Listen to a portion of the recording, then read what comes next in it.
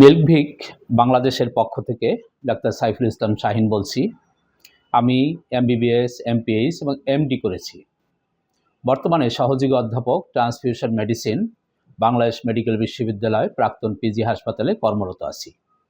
আজকে আমি থ্যালাসেমিয়া সচেতনতা প্রতিকার নিয়ে কিছু কথা বলছি। তো প্রথমে আমাদের জানতে হবে থ্যালাসেমিয়া কী। থ্যালাসেমিয়া হলো এক ধরনের বংশগত রোগ। এটা একটা রক্ত রোগ। মাতা পিতার কাছ থেকে জিনের মাধ্যমে সন্তানের মাঝে আসে। এ রোগে রক্তে ডিফেক্টিভ হিমোগ্লোবিন তৈরি হয়, যার ফলে রক্তের লোহিত কণিকা দ্রুত ভেঙে যায় এবং রক্ত স্বল্পতা বা অ্যানিমিয়া দেখা দেয়। বিভিন্নভাবে থ্যালাসেমিয়াকে ভাগ করা যায়, যেমন হিমোগ্লোবিনের গঠনের উপর ভিত্তি করে আলফা থ্যালাসেমিয়া, বেটা থ্যালাসেমিয়া। এই বেটা থ্যালাসেমিয়াটা বাংলাদেশ সহ দক্ষিণ এশিয়ায় এর প্রাদুর্ভাব বেশি দেখা যায়। রোগের সিভিয়ারিটি বা ভয়াবহতা অনুযায়ী থ্যালাসেমিয়াকে thalassaemia minor, thalassaemia intermediate, thalassaemia major এভাবে ভাগ করা যায়। তো থ্যালাসেমিয়ার লক্ষণ কী কী? এ রোগে অত্যাধিক ক্লান্তি ও দুর্বলতা অনুভব করবে রোগী। ত্বক, চোখ ফ্যাকাশে হয়ে যাবে। শিশুদের শারীরিক বৃদ্ধি ব্যাহত হবে। হাড়ের গঠন, বিশেষ করে মুখের হাড়ের গঠন বিকৃত হবে। কারণ কি? এ রোগ আমরা আগেই বলেছি, এটা ছোঁয়াচে কোনো রোগ নয়। এটা বাবা মার কাছ থেকে জিনের মাধ্যমে সন্তানে আসে। বাবা মা যদি দুইজনই ক্যারিয়ার হন, সেক্ষেত্রে সন্তানের থ্যালাসেমিয়া রোগ হওয়ার সম্ভাবনা 25%। আর দুইজনই যদি একজন ক্যারিয়ার এবং একজন সম্পূর্ণ সুস্থ হন, সেক্ষেত্রে বাচ্চা শুধু ক্যারিয়ারই হবে, কখনো রোগ হবে না। থ্যালাসেমিয়া কীভাবে নির্ণয় করা যায়? আমরা CBC, complete blood count, peripheral blood ফিল্মের মাধ্যমে একটা ধারণা পেতে পারি। এটা কনফার্ম করতে হলে হিমোগ্লোবিন ইলেকট্রোফোরেসিস নামক রক্তের একটি পরীক্ষার মাধ্যমে কনফার্ম করতে হয়। এর চিকিৎসা কী? চিকিৎসা হলো লাইফ লং, আজীবন কী করতে হবে? ট্রান্সফিউশন অ্যান্ড চিলেশন, রক্ত দিতে হবে এবং অধিক রক্ত দেওয়ার ফলে শরীরে আয়রন জমে, সে আয়রনটাকে বের করার ঔষধ দিতে হবে। পার্মানেন্ট চিকিৎসা কি? পার্মানেন্ট চিকিৎসা হলো বোন ম্যারো ট্রান্সপ্লান্ট করা, যা অত্যন্ত ব্যয়বহুল এবং জটিল। থ্যালাসেমিয়া প্রতিরোধ করার উপায় কি?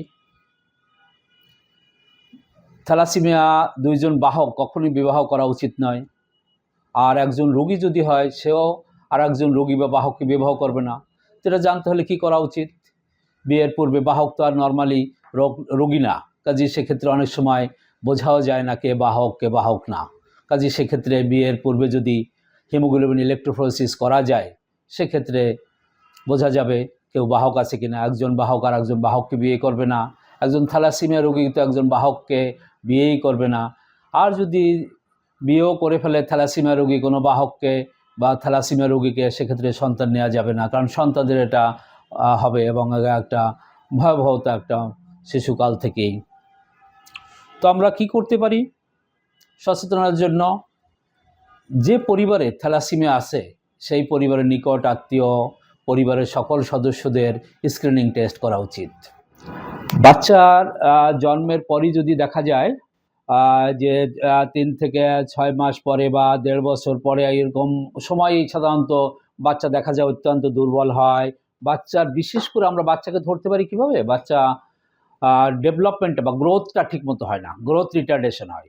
তখনই যেটা করতে হবে, হিমোগ্লোবিন ইলেকট্রোফোরেসিস করে ফেলতে হবে।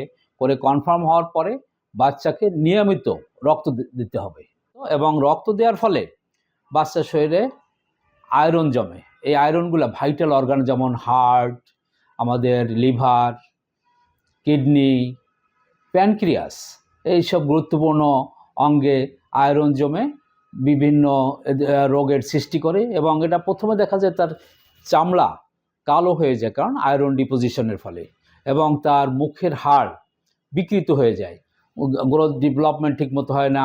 আমরা এটাকে বলি এক্সট্রা মেডুলারি বা ইরাইথোপয়েসিস, যার ফলে বাচ্চাকে যেটা করতে হবে, আমরা অতি নিয়মিত রক্ত প্রদান করতে পারি এবং আয়রন চিলেশন করতে পারি, সেক্ষেত্রে বাচ্চাটার গ্রোথ নর্মালি হবে এবং বাচ্চা স্বাভাবিক জীবনযাপন করতেই পারবে। এক্ষেত্রে আরেকটা যেটা করা যায়, আমরা কিছু উপদেশ দিই। আয়রন সমৃদ্ধ খাবার যেমন কলিজা বা এই ধরনের যেসব খাবারে আয়রন বেশি আছে সেই খাবারগুলো অ্যাভয়েড করা, এবং ভিটামিন সি সমৃদ্ধ খাবারের প্রতি এনকারেজ করি আমরা, কারণ ভিটামিন সিটা আয়রন অ্যাবজর্পশনে বাধা দেয়। বাংলাদেশে এই আমরা থ্যালাসেমিয়ার ভ্যারাইটি নিয়ে কথা বলছিলাম। বাংলাদেশে হিমোগ্লোবিন এ বেটা থ্যালাসেমিয়ার পরিমাণ বেশি। প্রতি বছর আনুমানিক 6 থেকে 8 হাজার থ্যালাসেমিয়া ক্যারিয়ার বাংলাদেশে শনাক্ত হয়। বিশ্বে 1.5% বা 80 থেকে 90 মিলিয়ন মানুষ থ্যালাসেমিয়ার ক্যারিয়ার হিসেবে পরিসংখ্যানে দেখা গেছে। প্রতি বছর 8 মে বিশ্ব থ্যালাসেমিয়া দিবস পালিত হয়। 2025 সালের থিম ছিল together for thalassemia, uniting communities, prioritizing patients. মানে থ্যালাসেমিয়া নিয়ে সবাই মিলে কাজ করি, কমিউনিটি গড়ে তুলি এবং রোগীদের অগ্রাধিকার দেই। সঠিক সচেতনতা এবং বিয়ের আগে রক্তের পরীক্ষার মাধ্যমেই আগামী প্রজন্মকে থ্যালাসেমিয়া মুক্ত করা সম্ভব। সচেতন হই, থ্যালাসেমিয়া মুক্ত বাংলাদেশ গড়ি। ধন্যবাদ সবাইকে।